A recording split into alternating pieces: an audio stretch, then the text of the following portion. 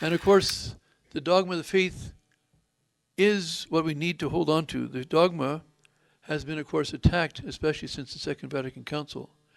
Now, we know from witnesses who've read The Secret that the Secret goes on to talk about the Second Vatican Council. The words Second Vatican Council are not used, but the words there will come an evil council is a literal, deliberate expression of what's in The Secret. There will come an evil council.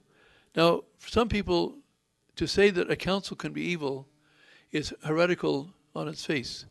But they don't know the dogma. I remember still talking to a man by the name of Jim, who was a sedevacantist and who held that since there's errors in the Second Vatican Council, and since people hold on to the errors, of course the Pope who signed it couldn't be the Pope.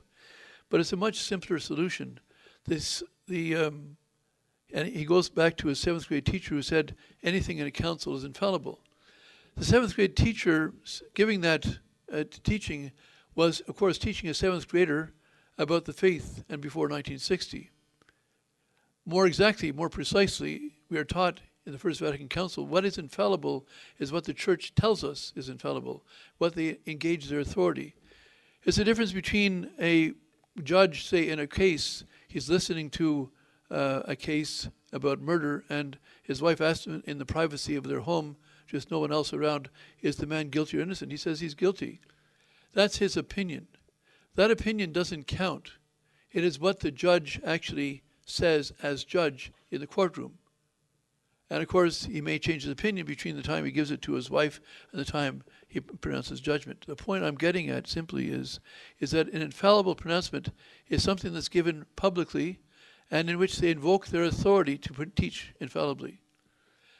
Otherwise, every opinion of every priest or every bishop or every cardinal or every pope becomes infallible. Or even if they get together, but they refuse to engage their authority, then it's not an infallible teaching necessarily. Now, the Second Vatican Council taught things which are infallible, not by title of the Second Vatican Council, but by the fact that the Church has taught it infallibly elsewhere.